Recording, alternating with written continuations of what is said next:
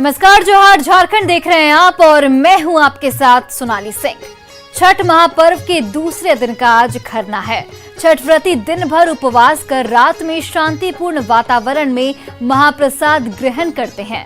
खीर को बनाने के लिए ताजे गाय के दूध का इस्तेमाल किया जाता है। महाप्रसाद में कोई बाधा न हो इसे लेकर आम ग्राहकों को दूध नहीं बेचा जाता है। वहीं शुद्धता का भी इस दौरान खास ख्याल रखा जाता है।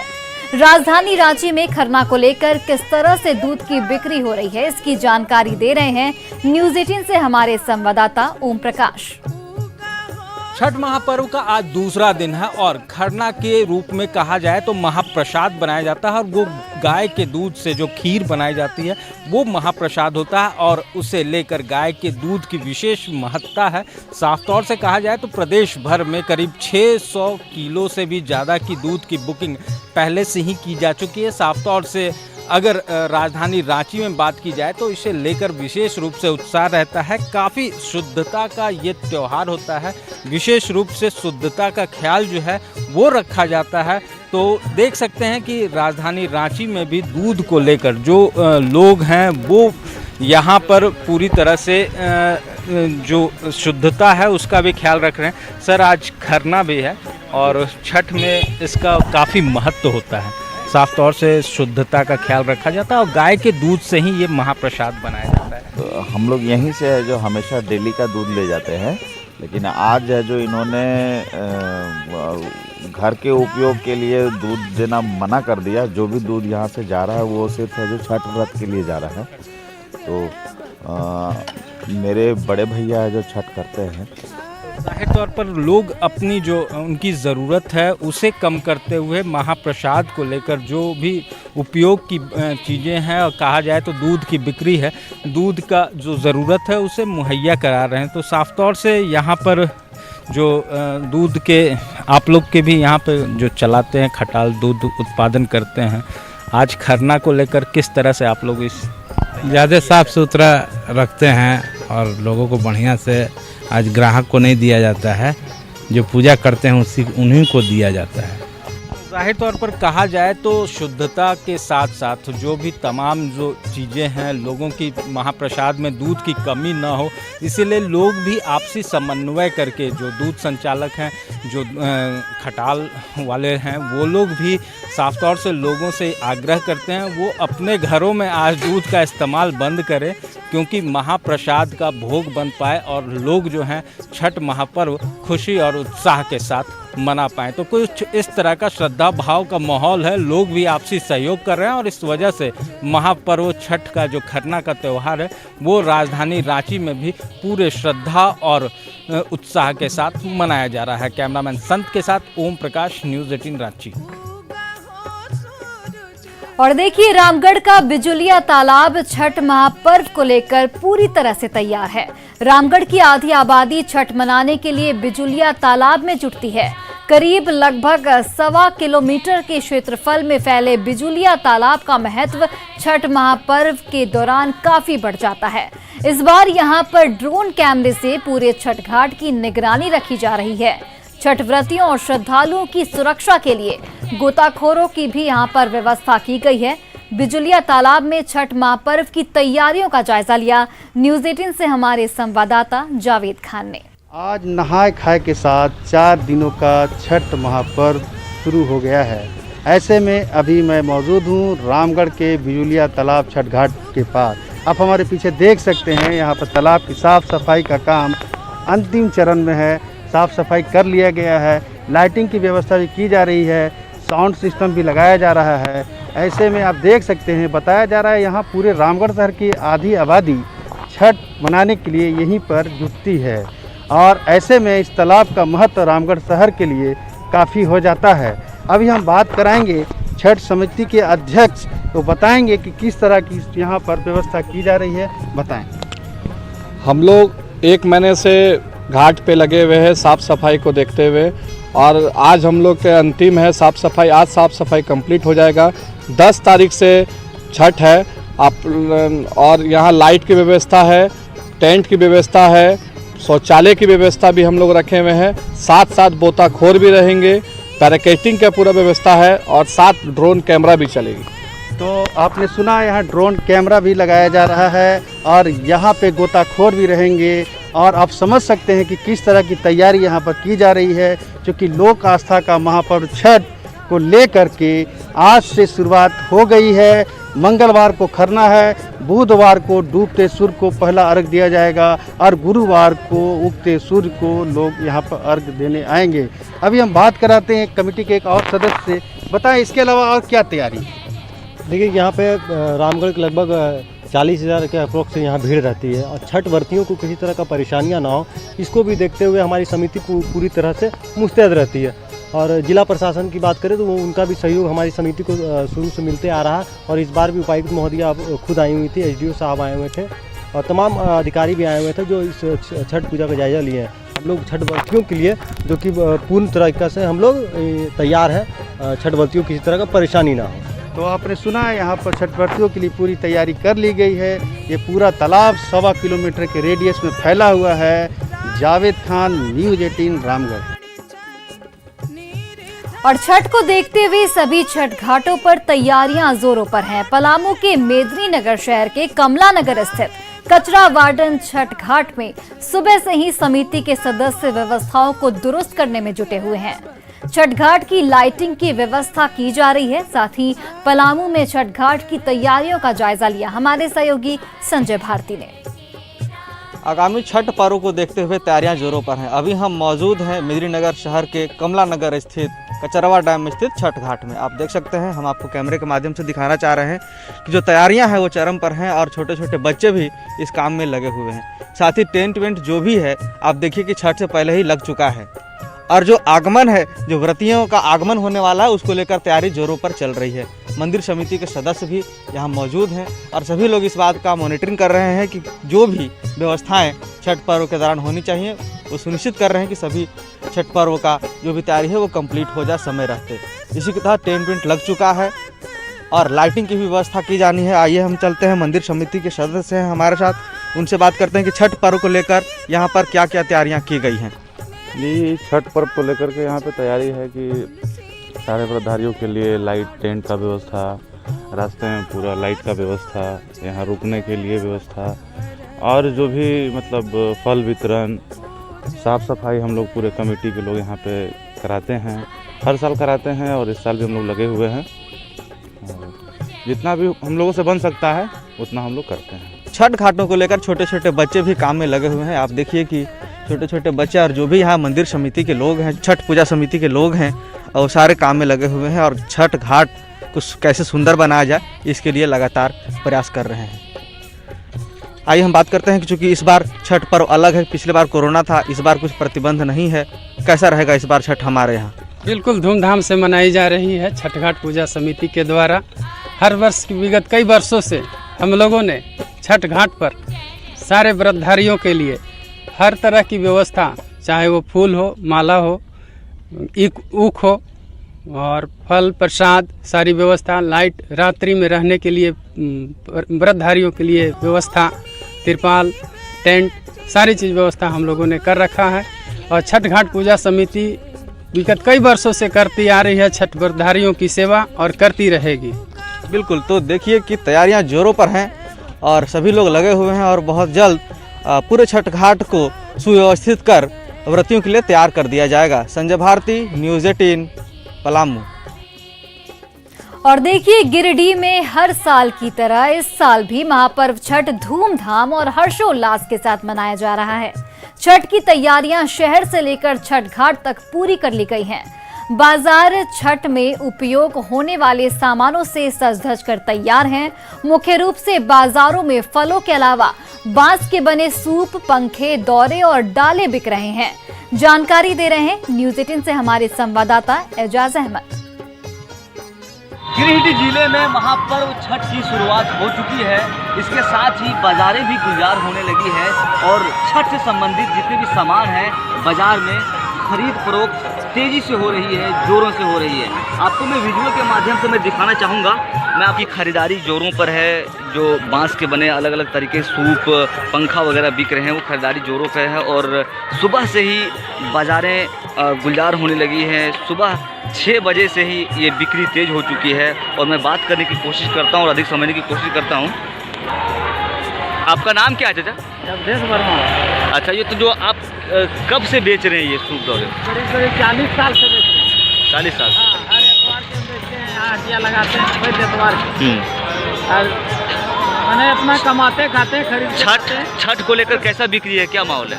ठीक है, बिक्री है मोटा मोटी, उतना मने नहीं है। कितना बेच लेते हैं हर साल छठ में? छठ में बेच लेते हैं 30-40 हज़ार। क्या खरीदारी करने के लिए आए हैं?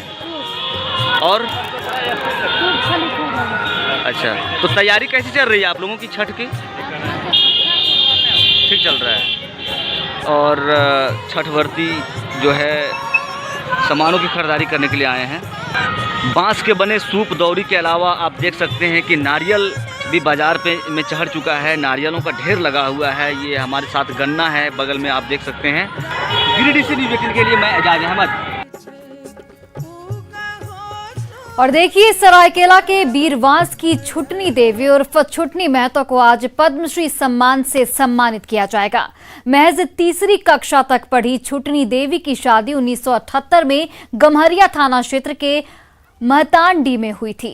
1995 में ससुराल वालों ने डायन बिसाही का आरोप लगाते हुए उन्हें घर से बाहर निकाल दिया। वहां से मायके लौटकर उन्होंने डायन बिसाही के खिलाफ जंग छेड़ दी। शुरुआत में उन्हें कई परेशानियां आई, कई बार खतरों से भी सामना हुआ। कम पढ़ी लिखी होने के कारण वह हिंदी में भी ठीक से बोल नहीं पाती थी। अब तक वह डायन बिसाही से प्रताड़ित 125 महिलाओं को न्याय दिला चुकी हैं और उनका पुनर्वास करवा चुकी हैं। अभी वह फ्री लीगल एड की सदस्य भी हैं और सामाजिक कार्यकर्ता के रूप में उनकी एक अलग पहचान है। गुस्सा हो गए तो फिर मेरे को 95 में डाइन वाला आरोप लगाया और हमको मारपीट किया। और ऐसे मेरे को जान में बलिदान देने के लिए भी हत्या करने का भी वो लोगों ने सोचा था। तो हमको मेरा गांव में एक भोगान माझी बोल करके उन्होंने मेरे को जान बचाया। जैसा सुना भाटी में पी रहा है, आज रात में जाके इसको मार के हम लोग खड़का नदी में फेंक देंगे। तो उन्होंने मेरे को कहा कि तुम यहाँ से जल्द भाग जाओ, तुम्हारा बाल बच्चा को चेहरा देखना है। तो हम सोच करके रात 12 बजे पानी गिर रहा था, हम 2 बेटा 1 बेटी को लेके भाग गए। और चलिए अब इस खबर के मायने को समझ लेते हैं। शादी के बाद से ही छुटनी प्रताड़ित होती रही। डायन के आरोप लगाकर उन्हें घर से निकाल दिया गया। पंचायत में उन्हें अपमानित किया गया। 1995 में मायके आकर वो आंदोलन करने लगी। पीड़ित महिलाओं को न्याय के लिए लड़ती रहीं और इसी को लेकर आज उनको पद्मश्री से सम्मानित किया जा रहा है। झारखंड के पारा शिक्षकों के स्थायीकरण और वेतनमान के मुद्दे पर शिक्षा मंत्री ने एक बड़ा ऐलान किया है। शिक्षा मंत्री जगन्नाथ महतो ने कहा है कि पारा शिक्षकों को बिहार की तर्ज पर वेतनमान मिलेगा। 29 दिसंबर को इसकी घोषणा की जाएगी। शिक्षा मंत्री ने कहा कि साल 2021 से पहले पारा शिक्षकों पर फैसला ले लिया जाएगा। सरकार के 2 साल पूरे होने के मौके पर इसका ऐलान किया जाएगा। इसके लिए अधिकारियों के बीच सहमति बन गई है। छठ के बाद पारा शिक्षक प्रतिनिधियों को बुलाकर अंतिम बैठक होगी, जिसके बाद यह ऐलान किया जाएगा। नियमावली पहले से बना है। जब बात हुआ है कि बिहार मॉडल, हम लोग का अधिकारियों में सहमति बना है। अब जो शिक्षक प्रतिनिधि है, पारा शिक्षक प्रतिनिधि बैठ के क्लियर कर देंगे और 2021 पार नहीं होगा। शिक्षकों को देंगे ड्राफ्ट पढ़ने के लिए, ऐसी सहमति के लिए। एक सहमति पढ़ने नहीं, मीटिंगें बुला लेंगे। कब? छठ के बाद।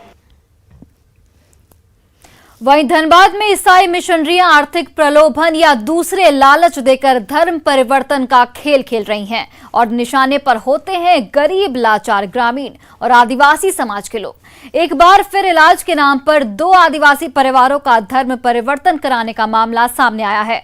ऐसे में लोगों में अब ईसाई मिशनरियों और धर्म परिवर्तन करने वालों के खिलाफ आक्रोश है।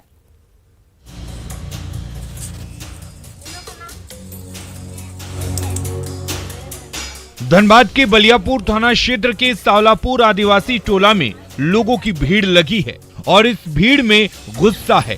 दरअसल यहाँ संथाल सरना समाज के 2 परिवारों ने ईसाई मिशनरियों के बहकावे में आकर आदिवासी धर्म को छोड़ ईसाई धर्म अपना लिया है।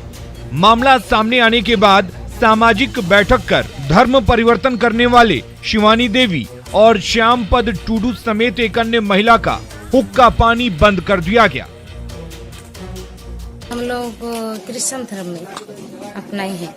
पहले कौन से समाज में थे? पहले जो इसी में, और जब हम लोग का तबीयत और खराब होने लगा, इसीलिए हम लोग धर्म पाल लिए। कुछ हमारे लोग जो है कि ईसाई धर्म में परिवर्तन होना चाहते हैं, जो मिशनरी वाला इन लोग को कुछ प्रलोभन देकर इन लोग जो है कि ईसाई धर्म बनाना चाहते हैं, और हम लोग इन लोगों का जो है कि ईसाई धर्म को हम लोग बहिष्कार कर रहे हैं। और अगर इन लोग ईसाई धर्म को अगर नहीं छोड़ेंगे तो गांव से इनको हम लोग निकाल देंगे। ईसाई मिशनरियां इन इलाकों में गरीब आदिवासियों के ताक में रहती हैं। जैसे ही कोई जरूरतमंद, कोई लाचार दिखता है, मजबूरी का फायदा उठाकर उन्हें लालच देकर, उन्हें बरगलाकर उनका धर्म परिवर्तन करा लिया जाता है। खास करके हिंदू और सारना आदिवासियों के ऊपर इन लोगों का सॉफ्ट टारगेट रहा है, और इन लोग लालच देकर, प्रलोभन देकर के, जैसे कि हमको जानकारी मिला है कि इस महिला के यहाँ कोई आया और इसको बहुत दिन से इन लोगों को बरगला फुसला रहा था, और एक किसी का इलाज करवा करके इन लोग ठीक कर दिया। आदिवासी समाज के जागरूक लोगों में अब आक्रोश है। स्थानीय प्रशासन फिलहाल मामले की जांच कर रहा है, लेकिन ईसाई मिशनरियों की सक्रियता स्थानीय प्रशासन पर सवाल भी खड़े करती है। Sanjay Gupta, news 18, Dhanbad.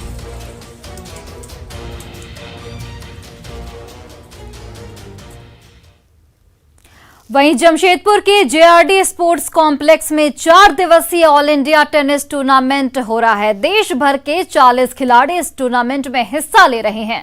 Tata tin plate company के एमडी आरएन मूर्ति ने टूर्नामेंट का उद्घाटन किया है। टाटा स्टील की तरफ से आयोजित इस टूर्नामेंट में अंडर 18 से 40 खिलाड़ी हिस्सा ले रहे हैं। बेहतर खेल का प्रदर्शन करने वाले खिलाड़ियों को आगे राष्ट्रीय स्तर पर खेलने का मौका दिया जाएगा। लिएंडर पेस हम लोग के लिए अटलांटा में शायद पहला ब्रॉन्ज मेडल लिया है। सानिया मिर्जा, रोहन बोपन्ना, लियन, महेश बुत्तम, प्रेमजीत लाल, रमेश कृष्णन, अमृतराज ब्रदर्स, काफ़ी बढ़िया हिस्ट्री है। और देवघर के जसीडीह से जसीडीह वास्को डिगामा ट्रेन फिर शुरू हो गई है। ट्रेन के शुरू होने से यात्रियों में खुशी देखी जा रही है। ट्रेन के शुरू होने से संथाल परगना को कई प्रदेशों से कनेक्टिविटी मिल गई है। इस ट्रेन के चलने से ज्योतिर्लिंग की भी कनेक्टिविटी हो जाएगी। छठ को लेकर भीड़ को देखते हुए रेलवे ने इसका परिचालन शुरू कर दिया है।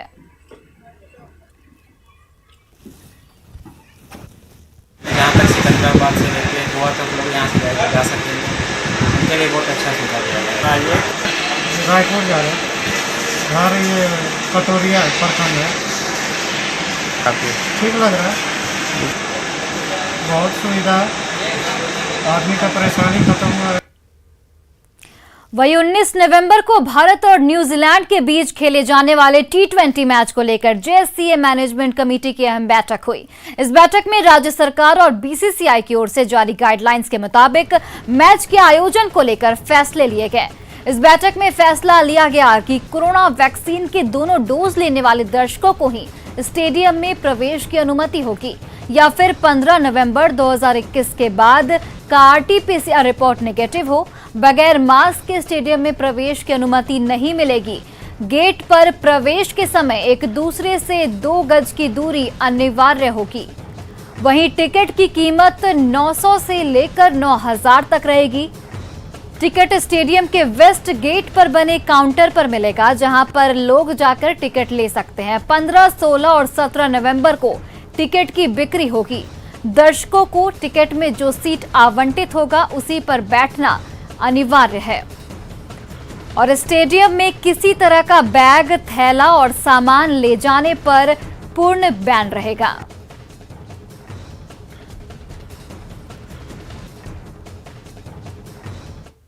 और फिलहाल इस बुलेटिन में बस इतना ही। आप देखते रहिए न्यूज़ 18 बिहार झारखंड।